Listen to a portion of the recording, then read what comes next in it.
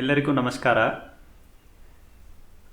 Firstly, my apologies for having to do this presentation in English, precisely because of the topic of Madurai Iyer, which is totally defined by the free flow, that is the Sarvalagu.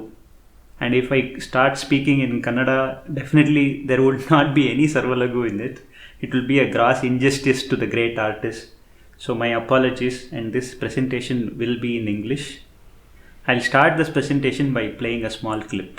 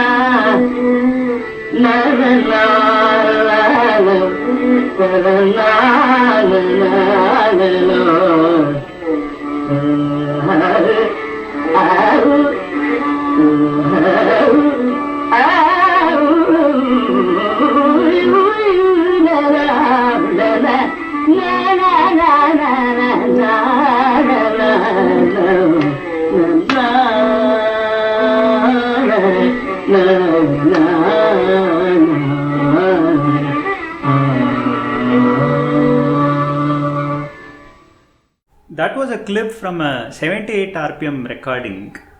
So in general, when you listen to 78 RPM records, you would find that there is a slight sense of, hurry or an urgency because of the limitation the recording itself put in. The artist may want to showcase a lot, but then there is only 3 minutes on either side of the record that one could record, right? So in general, you would see that the speed is a little bit more. They would like to pack more than what the time frame would accommodate, because they would like to give more. But if you listen to this 78 RPM record, it is just another concert rendition. That feeling of relaxed approach, or not being aware of anything else, just singing, just to enjoy the beauty of that Kamboji or the Gandharam of that Kamboji, right? That the way he goes about, the approach is not different at all. I mean, it doesn't matter whether it is in a concert, whether it is in a radio concert, whether it is in front of connoisseurs, or in front of it's a temple concert with 3,000 odd people sitting there, or just a 6 minutes rendition of a 78 RPM record. But the other thing to note is, right from the word go, right, hitting the strides right from the word go. It just happens, you take any recording of Madurai Iyer, he doesn't require any momentum to build or any time for him to, hitting the strides or anything like that. That is something which is very, very unique about it. I particularly chose this recording because it is wonderful, as well as, just to drive home the point on just a free flowing, forgetting anything else, just free flowing music for music's sake music. That is Gana Kaladharar, Madurai Iyer. Shri Arvind Hebbar told me that in his channel he has, of course, reminisced about many great legends, and he has definitely covered the biographical sketch, all those details of Madurai Mani Iyer as well in his talk. This will be primarily focused on the music of Madurai Mani Iyer. Nevertheless, for completeness sake, I will briefly mention some of the biographical aspects, even though it could be a repetition, but it would be short. It is not a detailed biographical sketch. If you just look at the major influences of Madurai Mani Iyer, the number one is, of course, Madurai Pushpavarnam, his uncle. Definitely, he was very young. There is even a photo of Madurai Mani Iyer sitting on Shri Pushpavarnam's lap. Nevertheless, he would have not had a chance to learn from him, but he represented his legacy. In fact, in his own words in an All India Radio interview, he acknowledges that his initial breaks, initial opportunities were a little bit easier because he represented that legacy. He was related to Madurai Pushpavarnam, who was a big star in his own days, although he died young. He, of course, learned from Rajam Bhagavatar. Both Rajam Bhagavatar and Pushpavarnam were students of Ettayapuram Ramachandra Bhagavatar, of course. And then when Muthaiya Bhagavatar started a school in Madurai, music school, he was part of that school as well. And he learned both from Rajam Bhagavatar as well as from Muthaiya Bhagavatar in the school. Nevertheless, the biggest thing that we attach with Madurai Mani Iyer is his swaram singing. And he has acknowledged himself that it is not something that he had come up with, and he did get influenced a lot on those patterns of swaram singing by Malavarayana Subbarama Bhagavatar, who was a Sangeeta Kalanidhi as well. He has also mentioned that there was one Madurai Nagaswami Bhagavatar in Madurai who had a huge repertoire of Tyagaraja Kritis, who would never repeat compositions, and he has gone and listened to him quite a bit and assimilated quite a bit from that as well. One of the other major influences in his music, his approach, has been Maharajapuram Vishwanath Iyer. I think anybody who followed, who came after Maharajapuram Vishwanath Iyer's time, as well as T.N. Rajaratnam Pillai's time, have been influenced by their music. Anything which was adventurous, which had an element of excitement, element of innovation, had something to do with the influence of these two great personalities, and Madurai Mani Iyer was no exception as well. The other major influence, especially from the perspective of the Dikshitar Kritis, has been T.L. Venkatrama Iyer. And he was related to TLV as well, so he did learn a few compositions from him. And the reverential approach to the Dikshitar Kritis did come from TLV. So these are some of the personalities which influenced Madurai Mani Iyer's music. Let's briefly look into Sri Madurai Mani Iyer's career. His debut was at 12 years age at Sivagangai, according to him itself. And then in the 1927 music conference, interestingly, that was the Congress conference in which the first music conference happened in 1927 in Chennai as part of the Congress conference. That is when they passed a resolution that they would start the Music Academy in Chennai and all that. It was one of the landmark events as far as Carnatic music is concerned. There were several papers presented as well. Young Madurai Mani Iyer, along with his father, has presented a paper in the 1927 conference. By then, of course, he had started performing as well. But unfortunately, his father passed away, and it somehow happened that it had to be on him that he would not just establish himself as a concert artist, but also need to take care of his the family burden as well. So as an earning member, even though he was quite young.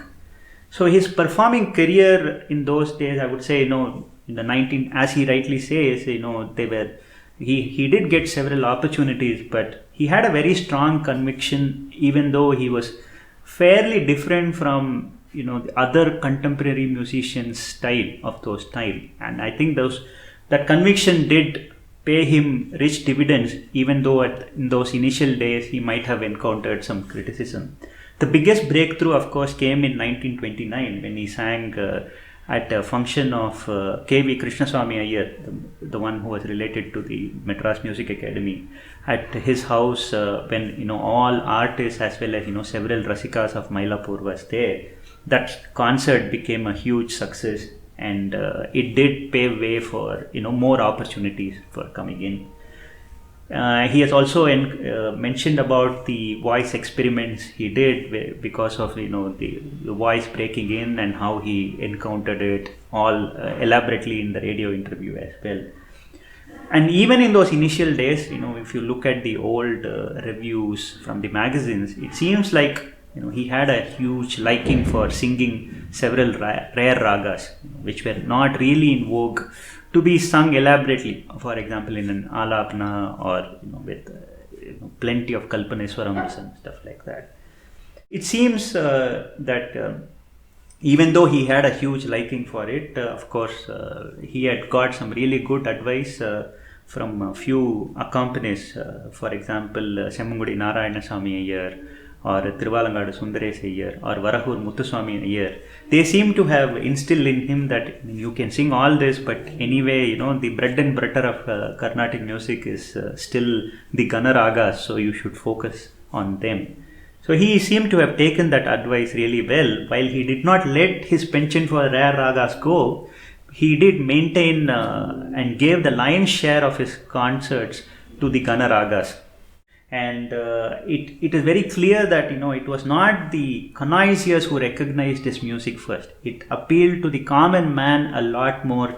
People started flocking his concerts in hundreds, and it somehow he became a sensation that the connoisseurs, or even the sabas, the satya or the truth in that music was so powerful that they could just not deny him a place. He was a star even in the 30s, and the first Kacheri set of course was recorded in I think in the year 1935 or 1936, which was again a big hit.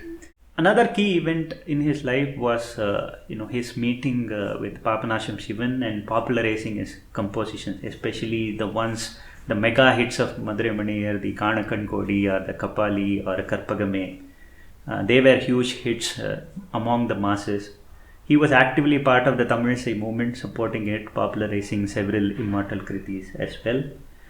Then in the 1942, because of the Second World War, or the threat which was posed in Chennai, several musicians of course moved their bases out of Chennai. Madurai Maniyar moved to Mayavaram, and that is when his attachment to the temples or the temple concerts started happening. In fact, there is an interview of Madurai Somu which is published, where Madurai Somu has mentioned that there is not a single temple in Tamil Nadu where either me or Madurai Maniyar have not sung. They were so popular that, and also so approachable. Anybody felt that, they could approach Maniyar, and Maniyar would definitely sing. He would not deny their opportunity. So, especially this combination of Madurai Maniyar, Thiruvalangadu Sundaresh Iyer, and Pazhani Subramaniam Pillai was in great demand, especially around the belt of Tanjavur, where there were so many temples and temple festivals where hundreds of people or thousands of people would assemble just to listen to Madurai Maniyar. In fact, today when we say Madurai Maniyar, the title that we associate with is called the Gana Kaladharar. If you look at the history, there are so many titles which are shared by many musicians. But if you look at Gana Kaladharar, there is only one musician who is given this title of Gana Kaladharar. It is because in 1940s, the Rasikas of Madurai Maniyar, they came together in Tanjavur, and they chose this title and they gave it to him. That is the reason that there is no other musician who has this title. He also felt it very close to his heart that he always liked to put that title before his name. It is almost as if the Rasikas of Madurai Maniyar are one big family. They have come together because of Maniyar, and Maniyar is also part of that. And you can still feel that, even now, before all this COVID, every month in PS High School, there would be at least 100 people sitting there Just listening to the same recordings of Madurai Manir again and again, if you go and be part of that, you may feel as if Madurai Manir is there. You can feel that presence just through that music, through those recordings. He was extremely popular. In Chennai, the bus stop close to his house was called as Madurai stopping and all that. And from the other side, he was also, through his lifestyle, he was a Gandhian through his life, and he was very interested in literature. And he also made sure that through his music, he also sent some strong messages through his actions as well as his music, which benefited the society as well. He chose to wear the khadi as a mark of a Gandhian. And when, of course, Mahatma Gandhi passed away, he had also sung some compositions. Even before that as well, there have been several compositions which were related to the national movements, or even some of the compositions on Subramanya Bharati or composed by Subramanya Bharati were rendered by him, which added to the national fervor. I would like to pause here and play a small clip of a Pallavi, which is on Mahatma Gandhi, which has been taken from a composition which was specially composed for Madurai Manir to sing as a tribute to Gandhi when Mahatma Gandhi was unfortunately assassinated. Mahatma Mani Moli Varinadappo Ma Perum Talaival Gandhi Mahatma Mani Moli Varinadappo Ma Perum Talaival Gandhi Mahatma Mani Moli Varinadappo.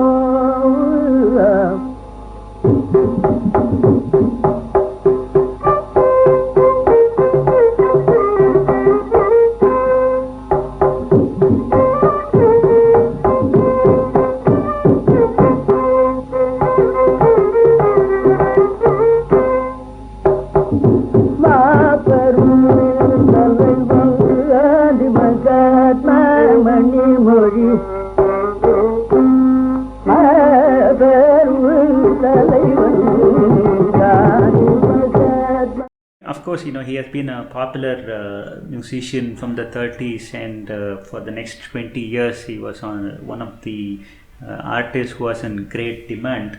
And in terms of the awards from the late 50s, he had received a lot of recognition, including the Sangeeta Kalanidhi Award in 1959 and the President's Award as well, which followed. He was, of course, also given the Isai Perennier Award from the Tamil Isai Changam as well. But in really, it is in people's heart that he got that recognition. He found a place, and he still is, even after several decades after his passing away, he still finds that niche place, especially in the if you write the history of Carnatic music, there will be few people who can just who you cannot just imagine avoiding. You have to mention them because they are synonymous with Carnatic music, and one such musician is definitely Madurai Mani Iyer. Before breaking down his music into several individual aspects, I would just like to spend a few minutes explaining his philosophy of music. As I already said, the first thing that characterizes his music is the free flow, right? In fact, I have had a very interesting conversation with Professor TRS, where he explained once that the basic element that creates any kind of excitement in our music is the friction. For example, an Aridi in a Pallavi, or some Sangadis in a Kriti, or the Odukals or the Kanakas in the either in Neravel or Swaram. What it creates is basically creating a slight friction on a smooth flow, which kind of catches the attention of people who are listening to it, which makes us sit uptight and listen to it. And you cannot, of course, create too much of friction which will make the whole music stop or stall, but you need that slight element of friction which just gives us that impetus. And he would explain it so well. He has also done that in some of his lectures on Pallavi as well. And interestingly, in a private conversation which I had the chance to discuss with him, he mentioned that there was one musician who did not need this friction at all to create any kind of excitement. That was Madurai Iyer. He was one musician. It is almost like he was doing an ice skating. This is exactly his words. He said, so when you do an ice skating, why do you need friction? It is so smooth and flowing that friction is not even needed. Even with it's only that grace and that free flow that creates so much of excitement. That he said that there were two musicians who did not need this. One was Rajaratnam Pillai, because he was like a waterfall where you just really don't understand what hit you, and the other was Madurai Iyer, which was totally different from what Rajaratnam Pillai was.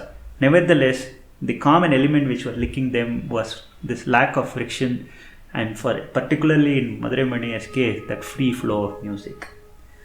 There's other, if you contemplate, if Madurai Iyer's music, people say, even when you look at from a spiritual perspective, there's an amount of freshness that you need in life, so that every day is an event, every day is a celebration.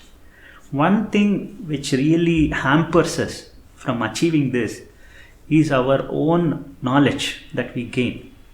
One of the things that people aspire is to get a freedom from the known, which is something you can see in his music. Every time he sings, let's say it's the same Kamboji, but every time he sings it is that childlike enthusiasm that when a child sees something for the first time or the first few times, the kind of enthusiasm that it shows, that is something as time progresses we lose, because we start taking things for granted. But in his music, every time he renders a phrase, it has that freshness, and you can see that he is exactly excited the same way as if he is seeing it for the first time, or a child seeing an elephant for the first time. Basically, that enthusiasm, you see a tree or an elephant, you don't get so excited. But when you see a child get excited about it, somehow it has a transformation in you, that you become that child and you also go to your own childhood days and get the same excitement. That is the kind of chemistry it works in Madurai Iyer's music, where he just not gets excited and feels fresh about a phrase, even though he has been singing this for maybe a millionth time. He is also able to communicate that to the listener, where the listener also gets that excitement.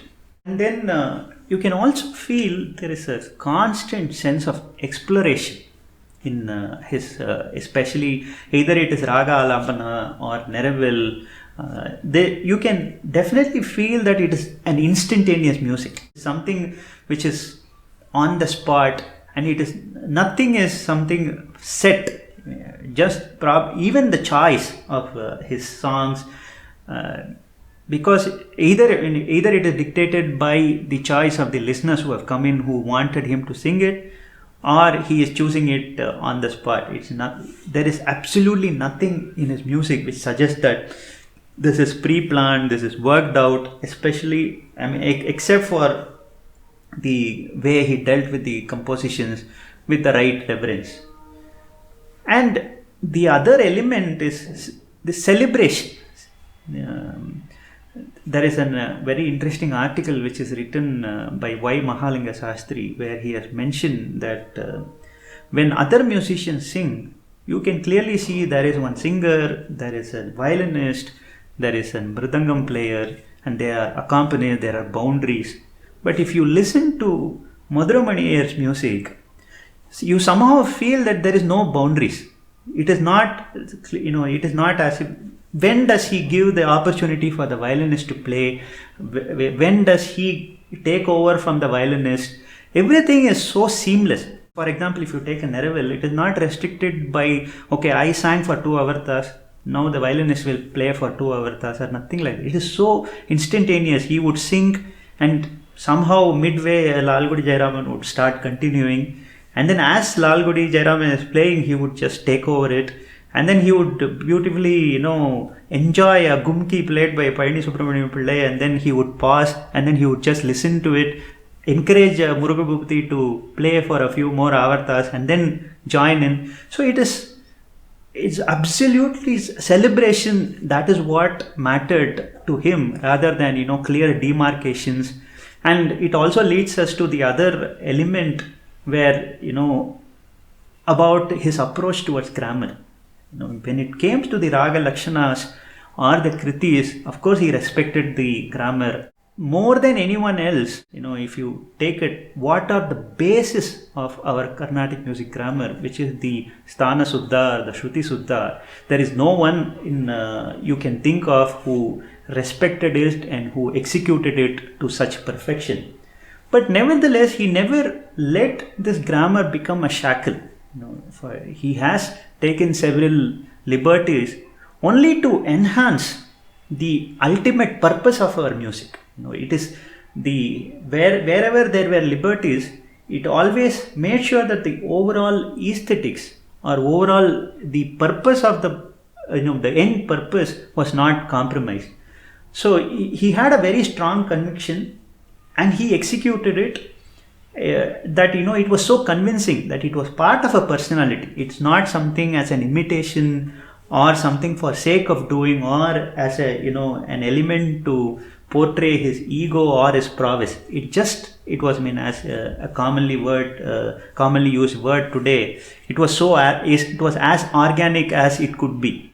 The other element of I would like to point to is which is something we also discussed briefly, although not explicitly. He was the first Rasika on stage, right? Especially of his accompanists, and getting inspired from them and creating a magic that it was never that 1 + 1 + 1 was 3. Somehow he found a way to make a resonance out of this combination, and always delivering more than what it was. As it was not a mere sum of individuals coming together, but a much bigger output that people enjoyed.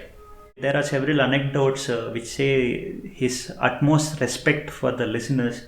He always respected listeners' choice. There are even concert recordings where towards the end of a concert, where people would ask for some big heavy kriti, for example, even after the post Pallavi concert, there have been instances recorded where somebody had requested him to sing a Chakkani Raja, that he felt that he is obliged to sing because the listener is important, and which is probably another reason why people felt that it was their Mani Iyer, and he would do anything for them as well.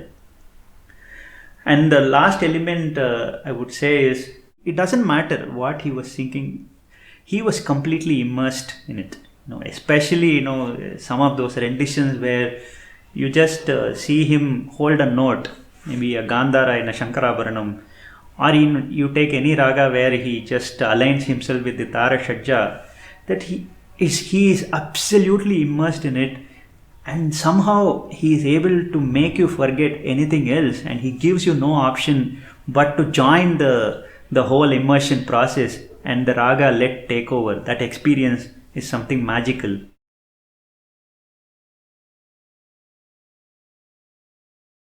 The first aspect that we would like to look into is his voice. Right? Any singer, you take the first element that hits us is the voice quality or the tone, right? There are many voices which can be described in multiple different ways. But one definition I saw of Madurai Mani Iyer was, it was sweetest and the cutest. Especially this word cutest. I don't know how many voices in Indian music that you can actually term as cute and people will accept that. This is something, you have to listen and experience it. This is not something, because so many of these things are something which cannot be explained. But I would just say, either it was the intonations he used, or the way he went about it. But definitely you can feel a sense of cuteness because it was part of the personality as well. It never came out as something which he was trying to do differently. It just flowed and it seemed so cute. And it was so sweet, especially because of the alignment to the every swarasthana that he sang. It was pitch perfect is something if you want to define, you can define it on Madurai Maniyar's voice. As I said, the utmost fidelity to the Shruti. He started singing micless, and at the cost of repeating myself, his ability to hit the Swarasthana accurately was unmatched. And the other element you can notice is those days, of course, concerts were, even without advertisement, by default were at least sung for 4 hours or more, right? And then it was uniformly fresh throughout the concert. It was not like he needed some time for his voice to warm up, nor after singing for a few hours it became tired, where he was you could sense that in his voice. You can sense from the word go till the end of the concert, it was uniform and uniformly fresh. And then the unique intonations that he made without sounding gimmicky were the part of his personality as well as his music as well. With that, let us move into the next aspect of his music, the Raga Alapana. In the Raga Alapana, at the first glance, one may think that it is very simple. It seems like he is singing many short phrases, and then it's what's the big deal in this? Anybody who is interested or who has learned, who is practicing music, would be able to sing something like that. But then only when you start singing that you would understand that it is deceptively simple. Primarily, the whole raga concept itself is embodied on the concept of purity. Right? Everything that you touch is so pure. That is something which comes after several lives of tapas that one does. One needs to be extremely blessed and to have worked for, first of all, the consciousness as well as the execution. It is something which is not something you can take it for granted. The other unique feature you would see in his music is a lot of plain notes that are used. Even though Carnatic music is characterized by the oscillations or the gamakas, the plain notes also play, especially the pure plain notes, they play a significant role in the elaboration of raga, and that is something which is beautifully shown by his music. Usually his alapanas are very crisp and clear. You will never feel any doubt. I mean, you listen to a Pantorali and you will never mistake it for a Purvi Kalyani. And you will not feel that he has oversung it or over elaborated. Usually they are very crisp, and you can definitely as I mentioned earlier, they are extempore to the core, right? Nothing pre-planned. And there is an element of effortlessness whether he sang any raga, for example, whether it could be a rare raga, Gana raga, Rakti raga, whatever it meant. And there have been several years, where he had been singing with, significant health condition. Despite that, you can feel a sense of effortlessness in his music. Especially when you hear the rare ragas that you don't usually listen to elaborately. For example, a Jayanta Sena or a Ravi Chandrika or so many ragas that he popularized.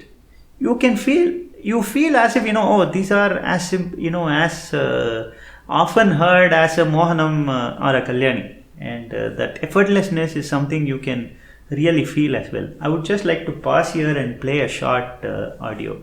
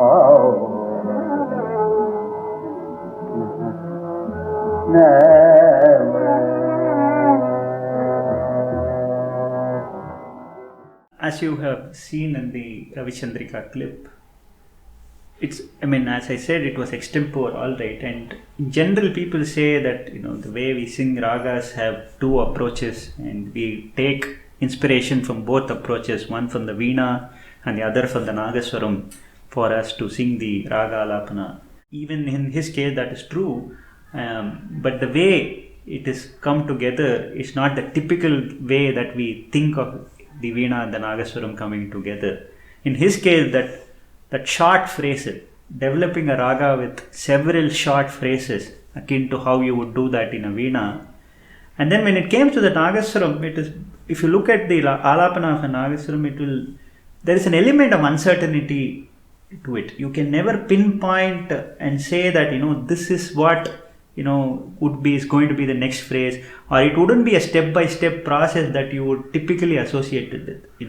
You can never predict the core of if you think of a scale of a raga and the core of that progression moving, when you listen to Nagaswaram, it is something which is very unpredictable, and it will never be in a structured way, but it will be around the core of the raga itself, and it would be moving in ways where you could never predict it. And that is something you can also feel when you listen to Madurai Mani's music, and that's how these two things coming together.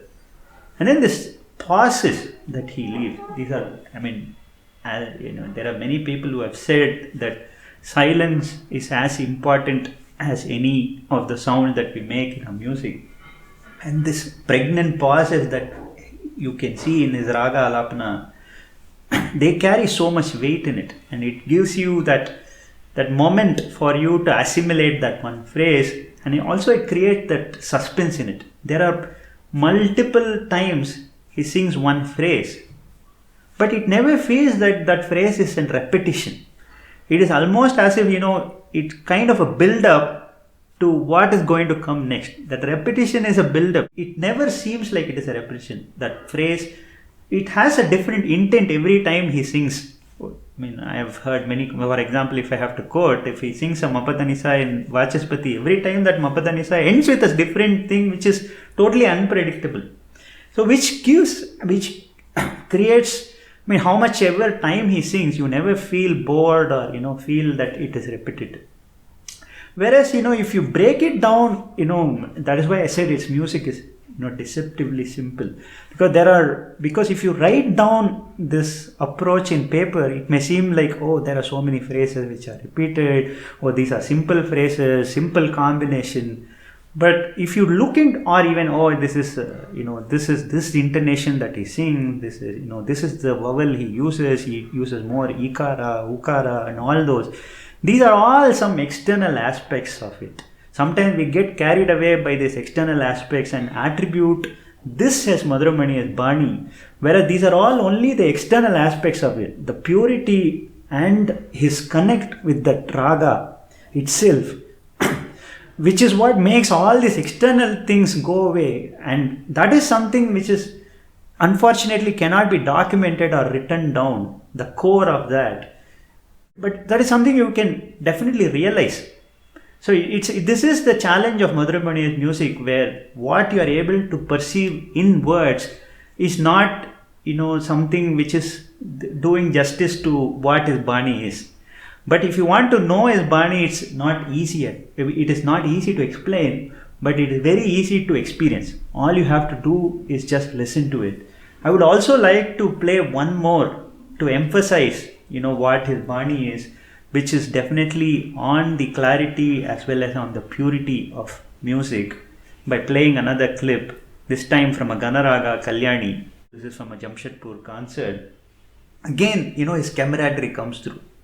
In this, for example, in this Kalyani, he sings for 6 minutes, but he allows the violinist to explore it for more than 6 minutes, and he has absolutely no problem with that. At the end of the day, the full Kalyani should reach the audience together. There are so many phrases. Unfortunately, we don't have the time to listen to all of it. There are so many phrases when Sri Lalgudi Jayaraman plays. Mani Iyer is so excited, and he wants him to play more. With that encouragement, he even overshoots, what the singer has sung, and he is absolutely fine with that. With that background, now I'll play the clip and we'll listen to it.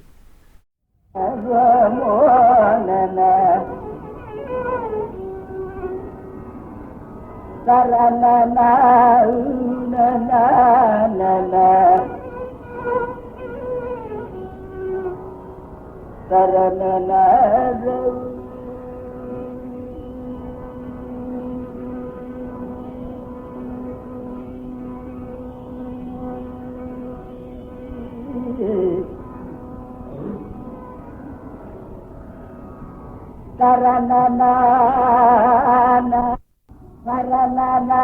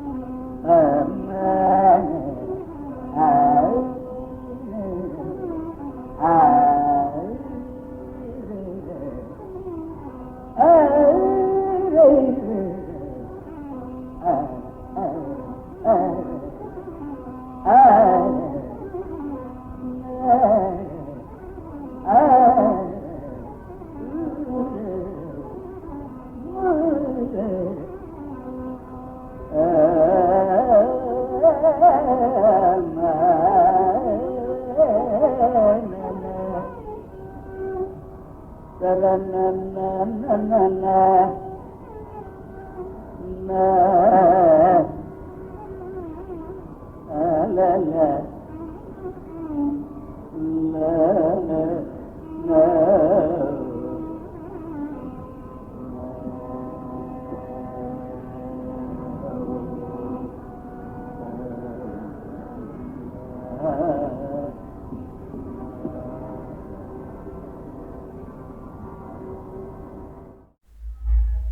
the next aspect that we would see is about his kritis, the kriti rendition itself. As inspired by many of his generation, his kacheri pattern was also akin to what Ariyakudi Ramananda Iyengar had established, so which meant that it was predominantly Madhyama Kala kritis, adorning his concerts. One particular aspect I would like to highlight is the Sangati selection. He definitely chose Sangatis which aided the Shruti alignment. I mean, he did not want to choose a Gamakam which could sometimes result in lapse in a Shruti. That doesn't mean that he compromised on the Raga Swarupam. Definitely, for example, if he sang a Suruti, it did come out as a Suruti. But if you compare it with some other artist, maybe his approach, you can see that, maybe it was slightly lesser in Gamakam, or he avoided certain Sankatis, which might, influence the Shruti alignment. For anything he did for him, that purity of that alignment was extremely important. Even in the Raga Alapana, you can listen to, or even during Neravel, he would always, even though such a great artist who had internalized so much in him, he would just test water slightly and say, okay. I mean, between a phrase and other phrase, he will just see whether he is perfectly aligned. That slight check, that minute check he would do, that is the reverence he had for this concept of Shruti as well as the purity of the note. Just to re-emphasize, I'm saying this even though it's a repetition. There is a myth about Madurai Iyer that his repertoire was limited and he sang the same kritis over and over. Fortunately for us, among his peers in Carnatic music, Madurai Iyer has been one of the widely recorded musicians. If you look at the number of concert recordings we do have a long list of songs that he has sung. In fact, there are some songs which we have the recordings of only him singing. For example, I would say a Tamil song, Vele Vellum Vinay Vellum. I have not heard anyone else sung this song.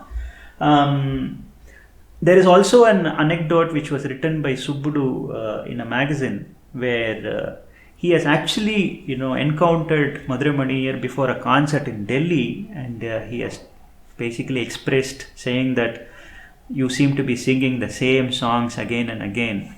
And what do you think of that criticism? And Madurai Iyer has said, okay, what do you want me to sing? And Subbudu has expressed his interest, saying that he wants to listen to some songs that he has not heard before and which are not the usual hits of Madurai Iyer. In that particular concert, Madurai Iyer has sung so many kritis which were so rare that they have not heard before. And after the concert, when Subbudu approached Madurai Iyer to go and thank him, basically what Madurai Iyer did was, he just put his hand inside his pocket and then gave him a handful of chits.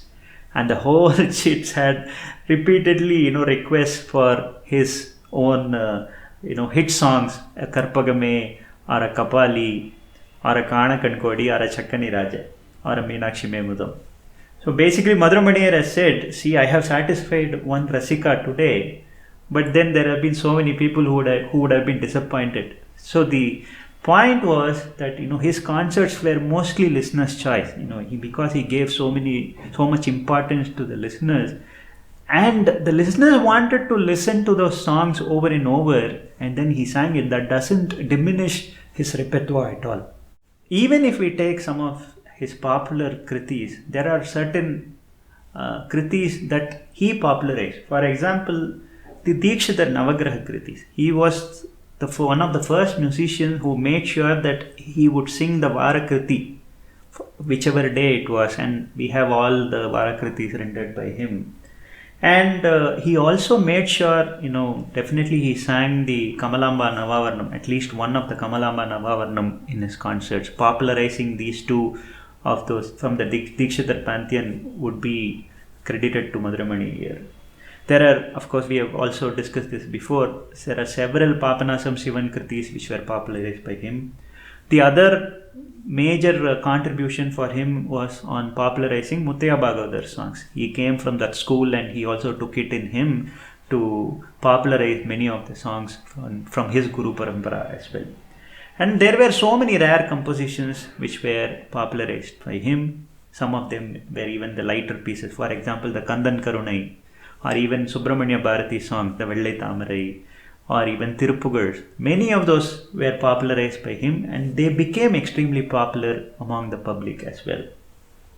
There's another element which I would just like to briefly touch upon was, in those days, people associated certain hits with an artist. A contemporary would hesitate to basically sing that song because of, the comparisons that would come up. But Madurai Iyer was never afraid of, borrowing songs from someone else's repertoire, and he was never worried about all these comparisons. In fact, it is a documented fact that the Sarasa Samadhana was, widely introduced in the concert stage first by G&B.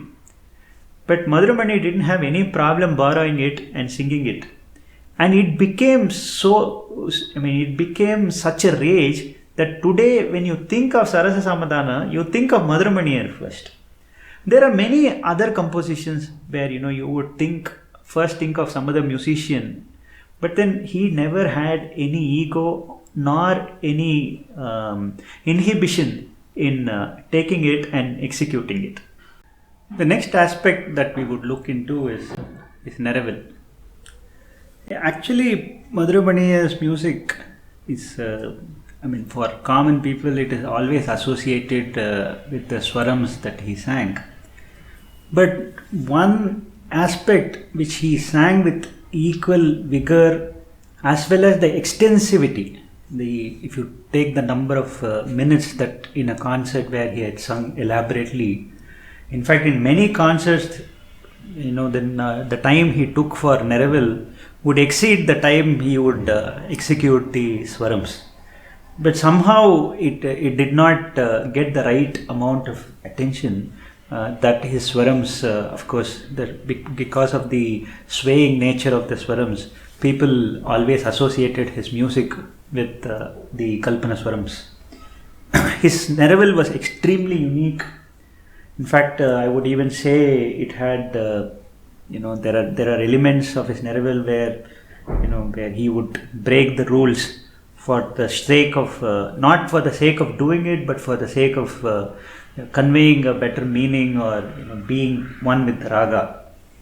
In fact, the rule says that if you do a Neravel, you have to take a complete line which conveys a meaning. But the point to underscore is to complete the meaning of the song. Even if he sang Kalinil Chilambu, that line is Kalinil Chilambu Konja Kaivalai Kolunga Muttu Malagal Asaya Tiruvasalil Vandan. But what's the purpose of that? What is the meaning of that line? It conveys the beautiful dance or the dance-like walk of Krishna, the Lord Krishna, right? Even with these two words, Kalinil Chilambu, he is able to convey the whole meaning. If you take the line, Ettanayo Piravi Edutedute Ilaithe, even with Ettanayo Piravi, he is able to convey that by repeatedly saying Ettanayo, or not even Ettanayo Piravi, just Ettanayo, that one word, he is able to convey what the whole line is conveying. So that way he is still aligned with the fundamental purpose of what the Neravel is.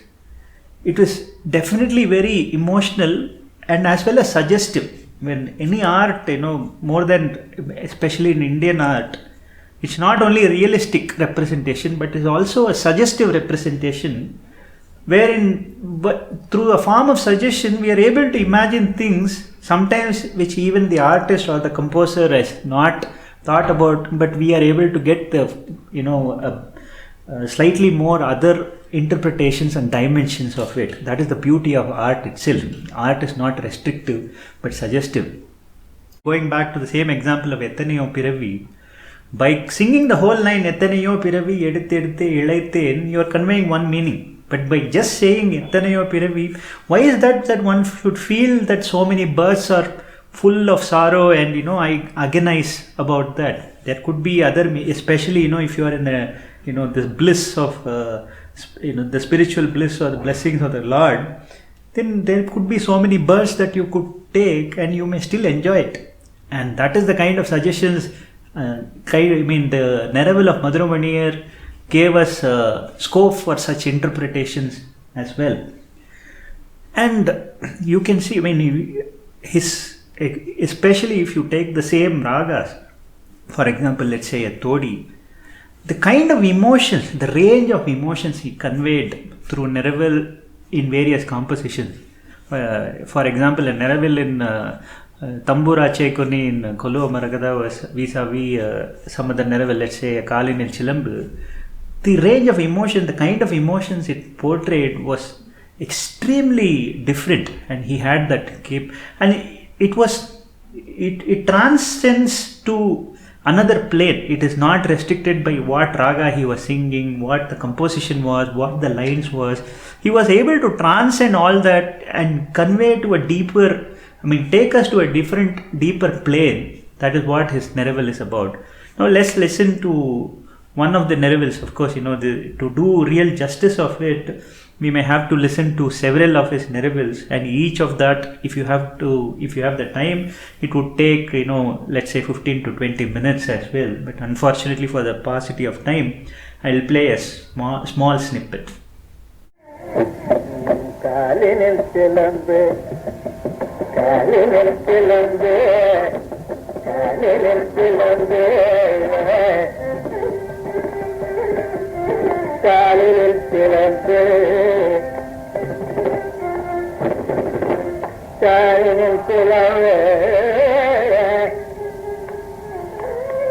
காலில் சிலம்பு செல்க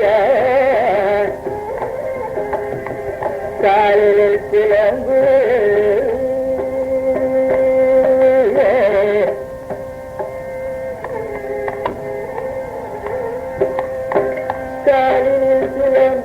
காலில் சிலம்பு காலில் சிலம்பு கொண்ட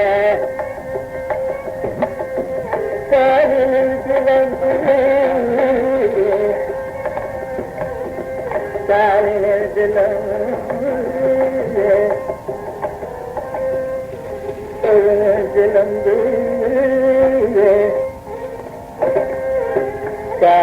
காலில் சிலம்பு காலில் சிலம்பு காலில் சிலம்பு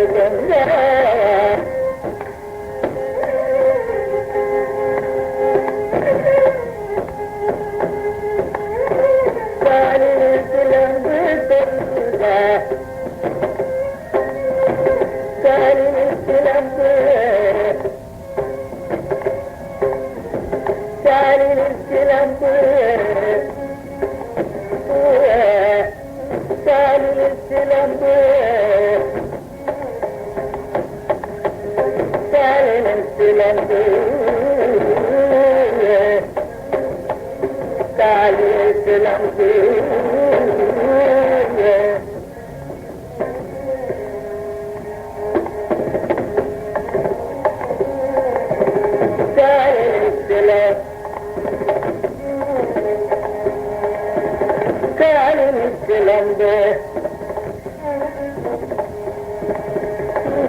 காலில் சிலம்பு காலில் சிலம்பு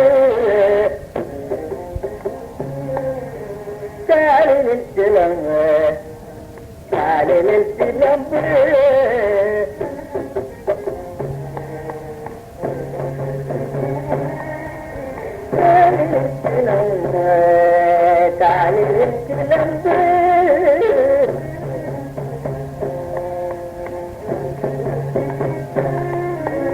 காலில் சிலம்பு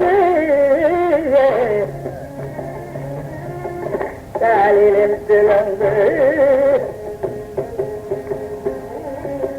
காலில் சிலம்பு காலில் சிலம்பு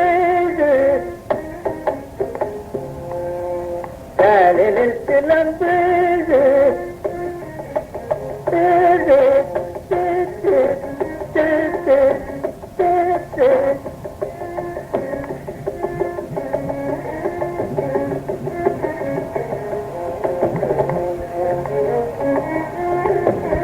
காலில் சிலம்பு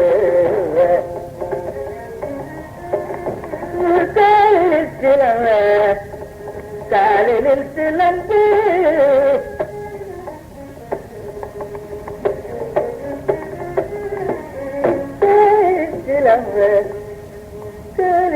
சிலம்பு காலில் சிலம்பு காலில் சிலம்பு காலில் சிலம்பு காலில் சிலம்பு காலில் சிலம்பு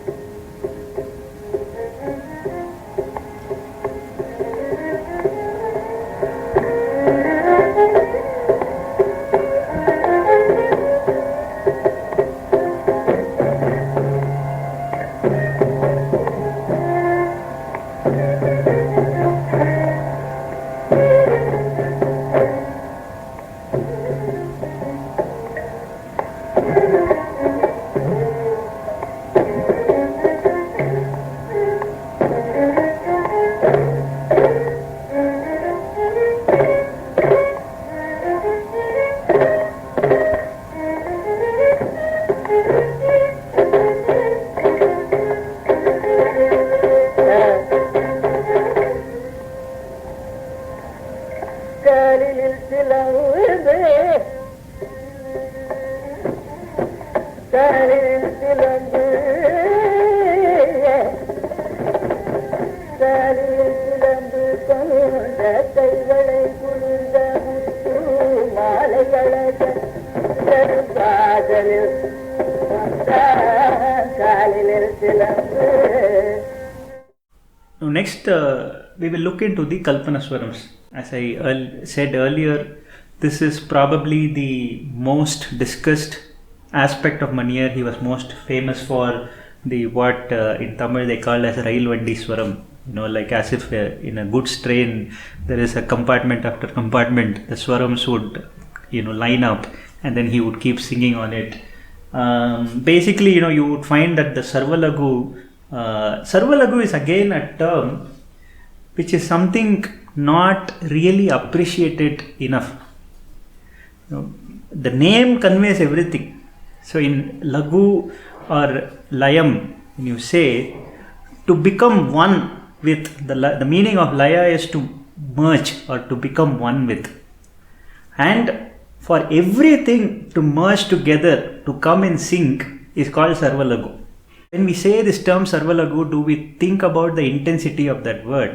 But if you have to really understand it from that real intention of that word, then we don't have to, if we are not able to understand it, then we just have to listen to Madurai Maniyar's music.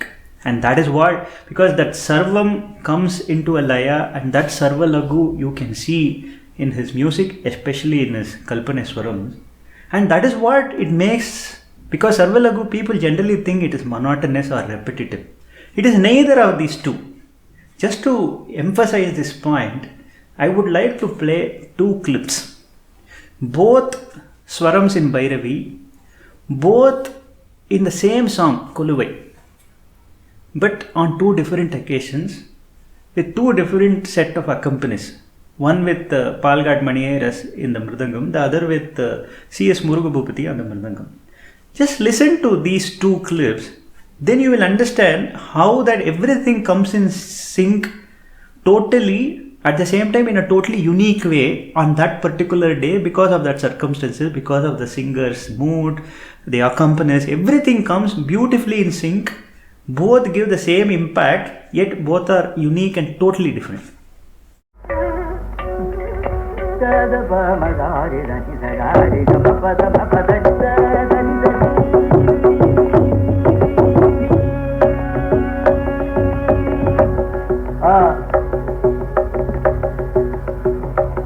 gari gari ri ri ri ri ga ma gari ga dari gari ri ri ri ri ga ma gari ga dari ri dari ri ri ri ga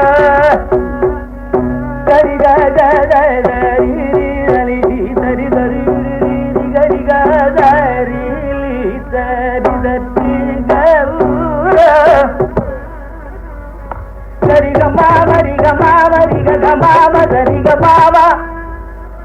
gari ga ma mari ga ma gari ga ma gari ga dari ga ri gari ga ma ri da ni ti ga dari ga ma mari ga ma mari ga ri ga ma ri ga dari ri da dari ga ri dari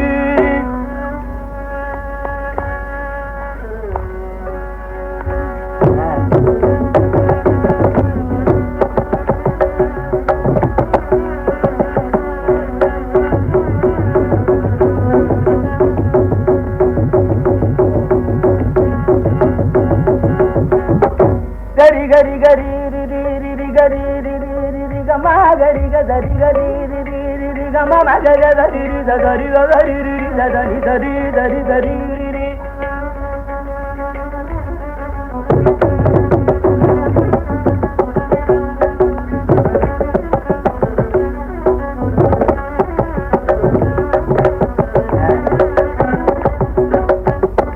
gari gari gari dari gawatti dari datti gari gari ri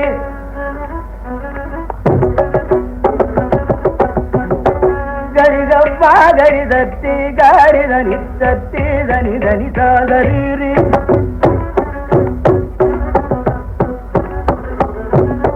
baba da dari ri da dari gari ri dari dari dari ri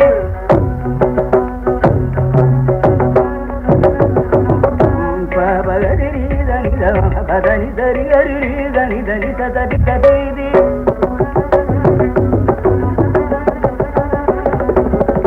gari gari gari gari gari gari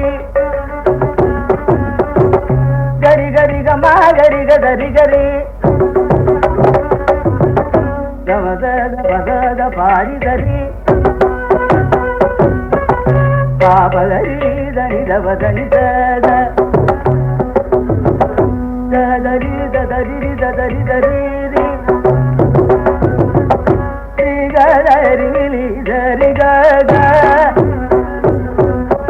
da dari da ni da dari gu bu dari ga ma dari da dari ga ga ni dari da li dari da dari dari ri ba ba da ba ba da ba da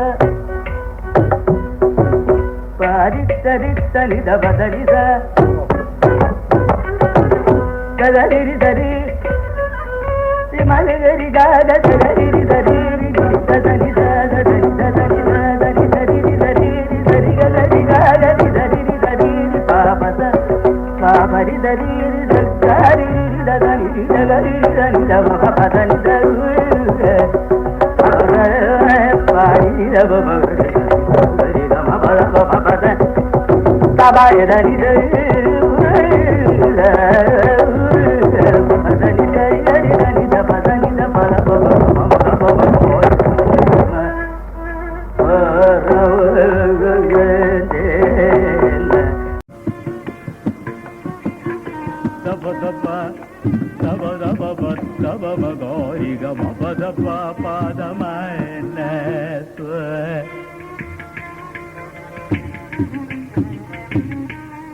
Magari gama pada pada baba gama pada baba gari gama pada maine tu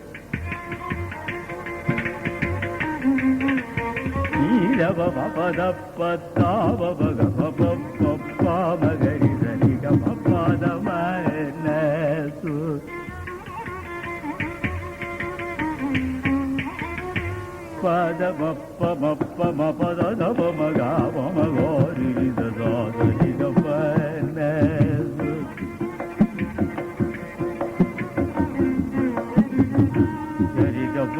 Mari ga pa mari ga ma gari dari ga ma gari dari ga pa ne su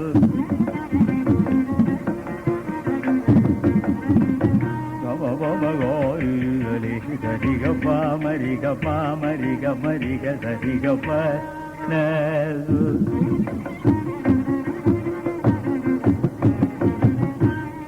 gari gari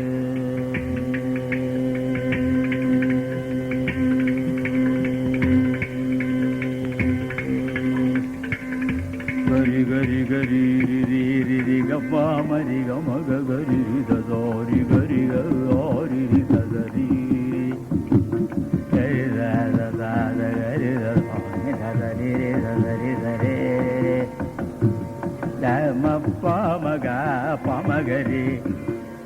Mappa Magama Magori Gama Marigama Gama Gamalava Magori Gama Marigama Rigama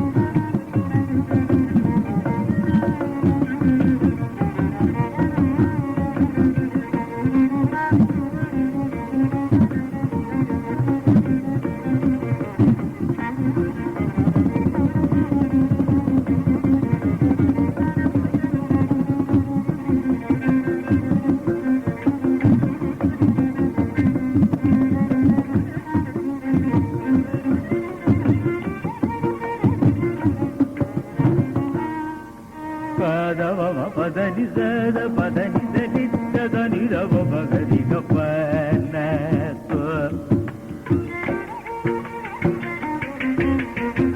Kariga Magari Dali Rava Padani Zariga Dani Rava Magari Dali Kapana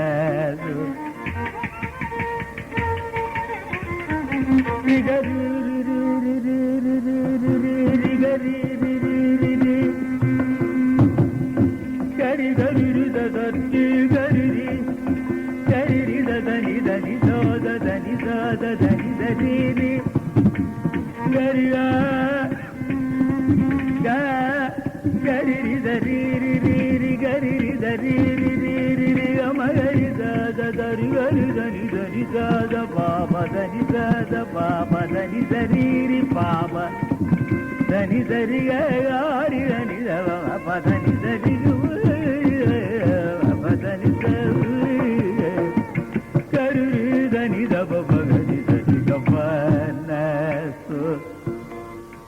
So as you can see in the first case with Palghat Maniyar, the focus of the Bhairavi, it was on a slightly faster Kala Pramanam as well as covering on the upper octave, mostly around the Rishabham of the Bhairavi. And also he sang a Korappu there. Whereas when you see the next one, you can see a significant change in the Kala Pramanam. Also the focus of Bhairavi is more on the middle register, lower octaves. The regions, he also touched the upper key, but the focus was mostly on the middle register. And it was a totally different experience. Both are exhilarating experiences, but very unique. The other significant aspect that you would see is he would bring patterns after patterns, and also he will explore the musical patterns to its limits. And he would do it in a way where there will be an judicious mix of predictable vis-a-vis and unpredictable things. See, there are three things. There is a predictable aspect of a pattern, and there would be an unpredictable turn, and importantly there would be pauses in between. So it created as a feel of a suspense when you listen to his swarams, and that appealed to the public.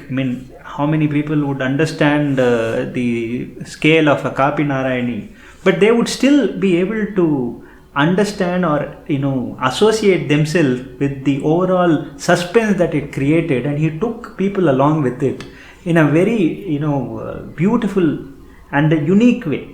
And he did attribute it to Malavarayana in the Subrahma Bhagavatar also, but it was him who actually made this style something appealing for any common person. In fact, TRS sir has even said that the generations of his, when they grew up, every person wanted to sing Swaram like Madhuramani. This is something he has put on record as well. The other noticeable aspect you would see is the very stable Kala Pramanam in which he renders. There is no generally when people sing from the lower speed to higher speed, you can see there is a tendency to, increase the kala pramanam a little bit or fluctuate it. But in his case, you would never find it. That kala pramanam is extremely steady. In fact, there are some occasions where he has deliberately changed the kala pramanam just for the rendition of swarams. It is not something inadvertently creeping in. It is something which is a conscious decision. The kriti could have been rendered in a kala praman, but this is a very rare occasion, I'm saying. Not that in every song he did that, but in general it is a very, very steady kala pramanam rendition. Whether it is lower speed or higher speed, the kala pramanam maintenance is extremely stable. The other aspect is, of course, he has sung swarams in all kinds of talas as well as edupus. In fact, there are some rare recordings where, since he is such an extempore musician, there are, unexpected places where he has sung. For example, in a Tirupugal, towards the end of a concert, when everybody thinks that it was a customary song that he would wind up, suddenly, in a moment of inspiration, he has sung 15 minutes of Kalpana Swaram with the Korapu in the Kandam, at an offbeat place for almost 15 minutes. So these are elements of extempore activity as well as innovation that such sparks you could see in his concerts as well. There's one thing which really struck me, his clarity in thought towards this mathematical complications or calculations, or what in common parlance called as the Kanakku.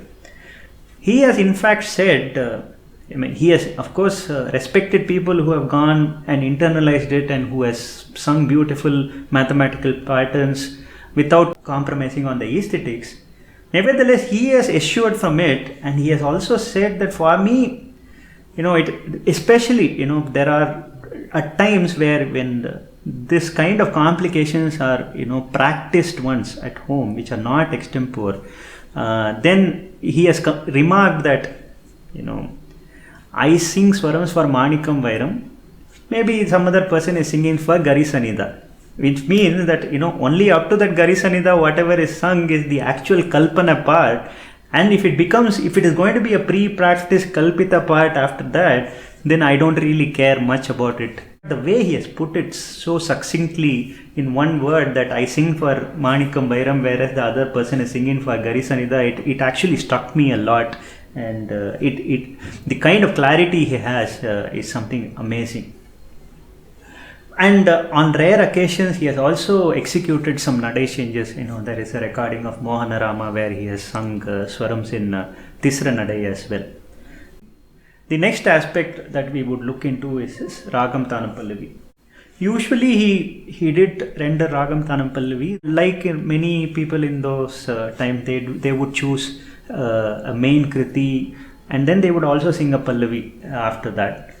And usually the main kriti would be slightly more elaborate, and the Pallavi would be slightly shorter in many of the artist's cases, and it is true for Mani Iyer as well.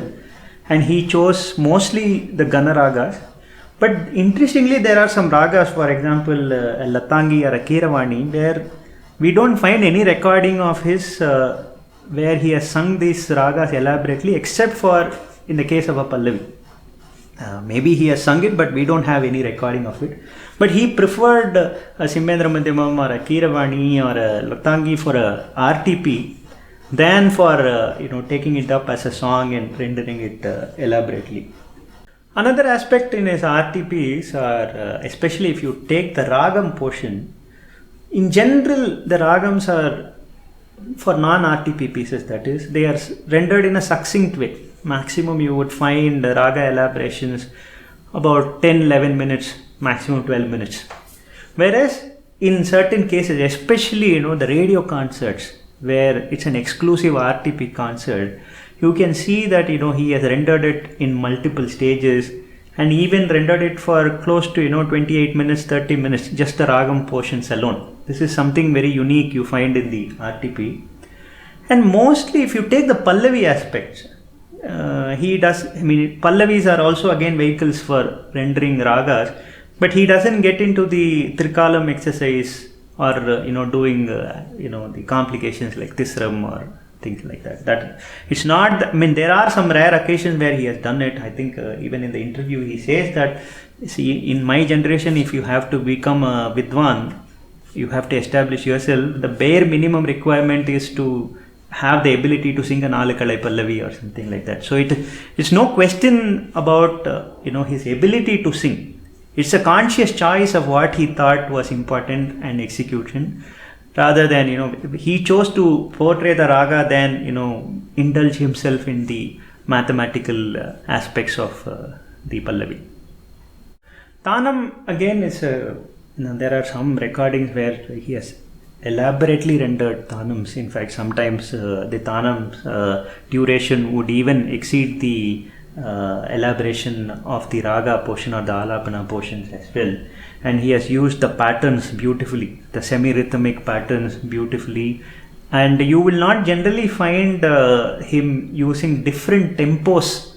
It is usually rendered in one tempo, the Madhyamakala tempo, with, and he would use a lot of interesting vowels which were unique to him, like da-da-ta and all that. You can see all that in the tanam.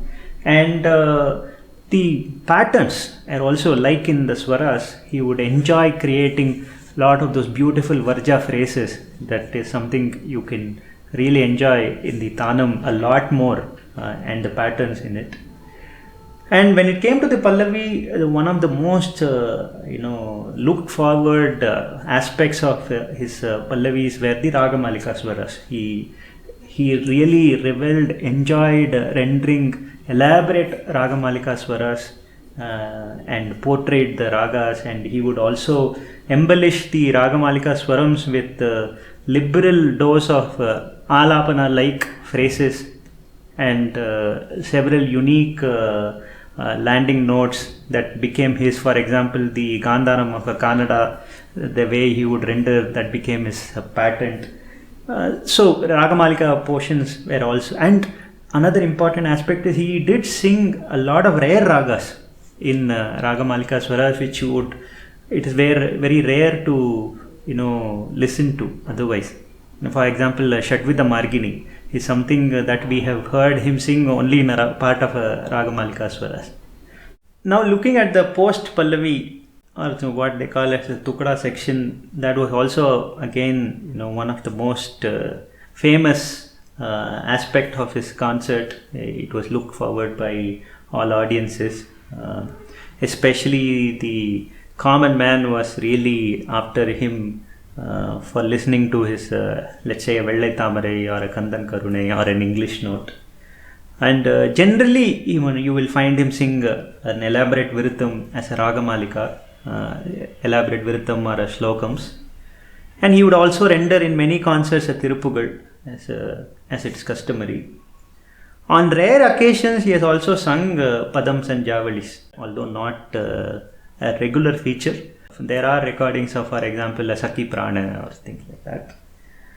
Many, even though these are so-called light pieces, it is not that they were treated lightly. They were actually rendered with a lot of vigor, and again as a teamwork that people really felt a good closure. This is like it was almost like as if a good dessert was served in a meal, right? So and people were really relishing it. I think we have covered mostly all aspects of Madurai Mani's music, showcasing a tip of his iceberg.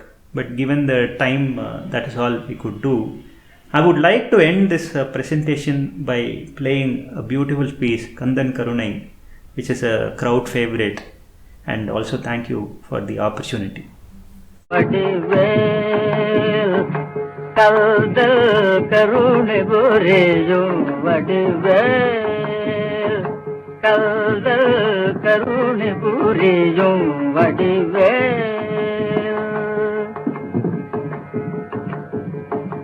அருளொளே அவிகலந்தே அருளொளே அவிகலந்தே அல்பு ஆற்றலும் அறிவும் நயந்தே அன்பு ஆற்றலும் அறிவும் நயந்தே இருசுகமே இடர்கள் களைந்தே இருசுகமே இடர்கள் களைந்தே இருசுகமே இடர்கள் களைந்தே இன்புற செய்திடும் இறைவன் கைத இன்புற செய்திடும் இறைவன் கைத கந்தன் கருணை புரியும் படுவே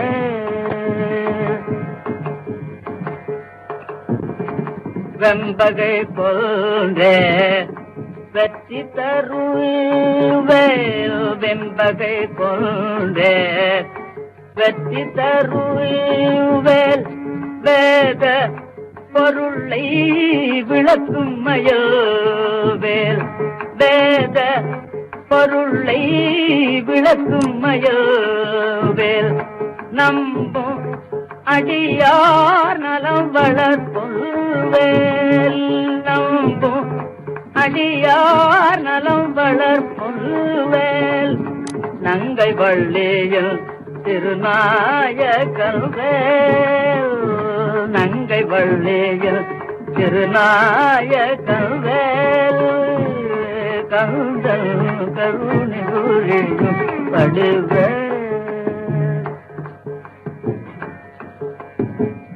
குன்று தோராடுவே குமரனுவே குன்று தோராடுவே குமரனுவே கோலமயோ நடம் கொதிடும் சௌவேல் கோலமயோ கொதிடும் சௌவேல் அண்டம் வேண்டிடுயில் ஆதிமகள் நம் அண்டம் வேண்டிடுயில்